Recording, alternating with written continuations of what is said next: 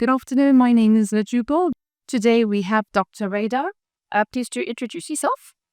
Thank you for a nice invitation. And actually, I'm Dr. Reda Sherif, consultant critical care medicine, Kuwait Hospital, Sharjah, Emirates Health Service.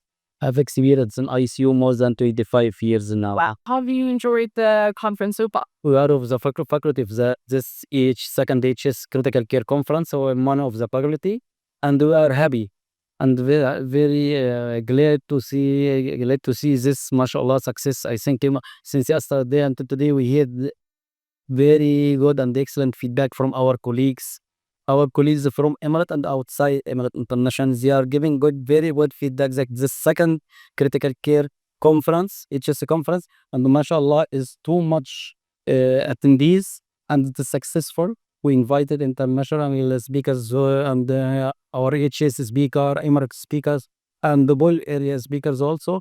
We include the most advanced in the topics in the critical care, and our policies and our tune to produce the most advanced in the medicine to be evidence based and to improve, give the best care, patient care.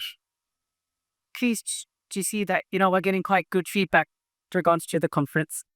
Until now today is second day, about 12 is the second day. Yes. I sent feedback until now. Has been amazing. I should not tell because I am one of the faculty member actually, but I heard from all my colleagues here in International that they are giving very good feedback regarding the topics, regarding the sessions, regarding the attendees, over all the conference right now. Feedback is extra cute. First question I'd like to ask you is, what is the total plasma exchange and how does it work? Actually, this is one of my topic yesterday. We have a session and regarding the plasma pheresis, total therapeutic plasma exchange, and acute kidney injury, and what is the news and what's the advancement in the acute kidney injury and how to manage, and what is the news regarding and the recent advancement in the therapeutic plasma exchange. My colleagues cover the first part. I talk about my talk was about the therapeutic plasma exchange and this update. Therapeutic plasma exchange means simply it is procedures removal of the blood, drawn the blood from the body through the specialized specific machine, continuous image therapeutic sub machine, and through this machine with a specialized filter and a specialized set, we are going to remove the blood, drawn the blood outside the body to the machine, separated the plasma, discarded, and replaced with the placement of fluids. This fluids either the placement of fluid either fresh frozen plasma, blood product, or normal saline, or albumin, as anyone can be used based on the patient condition and the patient primary pathology can select which one can be used, and this replacement of fluid will be returned to the patient to correct the volume status and to maintain his hemodynamics. In which kidney-related conditions is plasma exchange most beneficial? Actually, it is plasma exchange can be used for kidney conditions, some disease disorders, kidney condition, and regarding also other non-kidney conditions. And the ball is very important regarding non-kidney condition, kidney conditions, cystic conditions like associated vasculitis, among the serious disease, where the patient will be high risk, have autoimmune antibodies, and the patient has high risk and they come to ICU critical condition, and the patient need to be one of the main first is the therapeutic plasma exchange. While the idea is to remove the auto antibodies, because there is other line of treatment. This is not first line treatment, but this more fast and more rapid to remove the auto antibodies that will give better outcome faster for the patient. This regarding associated antivasculitis. So this is Goodpaster syndrome, another disease where is the patient have also antibodies, and this antibody is harmful for the patient, and this total therapeutic plasma exchange will remove this and be also antibodies and will correct the again replacement of fluid to protect the volume status and to improve the patient conditions. Okay. This is the two of the most common for the kidney related. Non-kidney related, there is others like neuromuscular disease, polypoidal disease, like myasthenia gravis, like intraalveolar hemorrhage vasculitis, and then recently now used in many other indications like sepsis, septic shock, and acute liver, advanced acute liver, many other. So actually, it is a faster technique, and but it should be followed for by the area where it will be started, like an ICU. The people should be, and the field there, all the members, we should be oriented, aware, and practice it, and expert in these procedures about how to start, what is the how to monitor, what is the complication, what is period. Okay. What are the risks and challenges associated with this procedure? Yes, actually, this is risky if you do these procedures, but we can try. I will mention how to avoid it. That is the most important issue. Is that this patient just who start the procedures, patient can develop hemodynamic instability, hypotension, second to the procedures. Patient can develop electrolyte, serum electrolyte balance, can develop the allergic condition, severe dynamic, severe hypertension. All these things will affect the patient dramatically. How to avoid it and how to correct it, the most important to avoid it from the beginning, for starting the procedure, to select your patient after and select the patient, which patients indicate for this procedure, and to optimize the condition to condition before starting the procedure. To make sure that Optimize the serum electrolyte, optimize the hemodynamics, or optimize the general condition of the patient to be ready for these procedures. Then during the procedures itself, the procedure will be around 3 to 4 hours approximately. During this procedure, close monitoring. Your patient already in ICU, but a special monitoring for this patient. That's why, for example, in B team, because with this, one will be handle the patient, physician will observe and monitor and giving the order and write prescription, another physician document and writing everything, tell the to observe and to correct the inanimate factors. Continuous monitoring this until the procedure will be finished. This is very important to avoid this communication, and the case if it happened to detect it early and to correct. Okay. so you have to work as a team. This is it. This is one. Another issue that patient could be also risky for bleeding. Okay. That is why also we should optimize the patient before start to the procedure. Object the bleeding tendency, correct, and prepare yourself, and depend on if patient is risky for bleeding also. I should do it with a specific, like I said, replacement fluid. One of them should be with torch frozen plasma, spinal aspiration.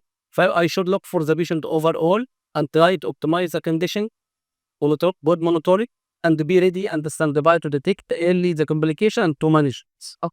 So it's better to be proactive, assess the situation before getting the client on board, making sure they're eligible, and then take. Of course, it is one of the risky procedure, life-threatening procedure. It is highly indicated and selected patient, like what we said before in briefly. And the most important thing, to optimize the patient before start here. What is the mechanical ventilation and when is it needed? Very important. What's the mechanical ventilation? Okay. Actually, this means that the patient, our patient, need mechanical support, need artificial support with this ventilator to protect the patient and to support his respiratory condition. This means this patient cannot maintain his spontaneous breathing. So he needs support. This support will be with artificial machine. When we come to artificial machine, there is two way. Either non-invasive mechanical ventilation or invasive mechanical ventilation.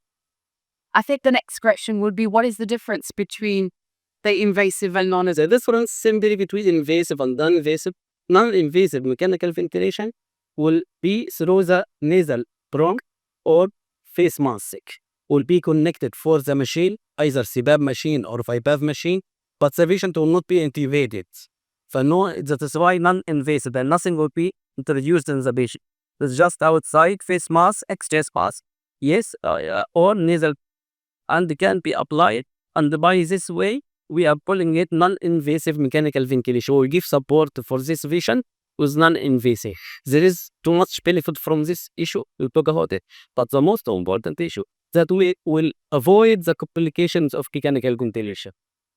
Invasive mechanical ventilation means that the endotracheal tube will be introduced through the throat, larynx, trachea, and lung. to reach the lung. This tube will be connected to the machine, mechanical ventilation, artificial mechanical ventilation. Then patient will depend on this machine until the pathology will improve and will start doing patient uses mechanical ventilation. For simply, non-invasive mechanical ventilation, no incubation, no invasive, and invasive mechanical ventilation means this tube and the machine will be connected for Is the invasive one harmful? harmful, of course. Invasive, but it's life saving. Yes, true. So because we are better, of course, recently and advancement over the last few years, non-invasive, we are trying to save the victim and help the patient to with spontaneous to maintain spontaneous breathing without need to invasive artificial ventilation. Okay, if your patient responds is sufficient to avoid nosocomial infection, to avoid barotrauma, the ventilator itself, invasive mechanical ventilation, the ventilator itself can give patient barotrauma. Barotrauma means there is trauma can be happen for the chest, okay, for lung, for muscle, for pleura. فthis mechanical ventilation will avoid this. Let's say will avoid a complication, any harmful thing for the airway. Put on side. So there is too much benefit if our patient respond for non-invasive. If patient did not respond, and I should closely monitoring the patient on non-invasive mechanical ventilation because many patients respond, but sometimes the patient will not respond. I should ready stand by. The case of patient not respond, they need to interfere, disconnect, and go for invasive mechanical ventilation. For invasive mechanical ventilation, I have a risk and the benefit. Yes, that's true. The benefit that the patient can, of course, if he need invasive, he can't breathe without this. Why he fails for other. If by this way, if I do not help by artificial invasive, patient will go to the sudden arrest. Will be more patient will be lost from our hand. That is life saving. But is electively more better to go for invasive in this way. If you went for invasive intermittent ventilation, we'll try to avoid the complications. Yes, that's true. Yes, by close monitoring and the patient already in critical care unit, this means patient if patient is needs sedation will be stopped sedation, will adjust the ventilator setting to the safe setting. I will try to maintain and optimize the patient hemodynamics. Okay. If patient is an infection or trauma or will treat the pathology, the main pathology should be treated because just the patient went for a basic mechanical ventilation.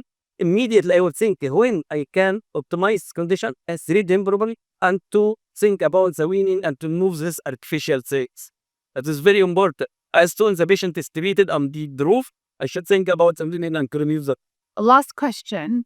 How has mechanical ventilation advanced in the recent years? Very good and very important question. How it is advanced and what is the news now because you mechanical ventilation.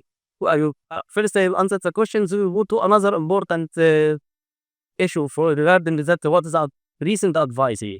Recent advancement that including everything from the machine, weaning process, and all economy and equipment. Even up to the next artificial intelligence, how to use artificial intelligence in mechanical ventilation. Okay, regarding the winning, always you are looking, not here only, not our area, not all over the world.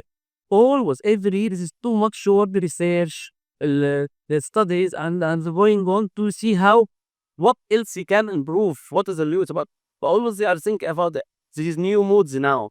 So before it is not available now. It is this new mode of mechanical ventilation help us too much for winning.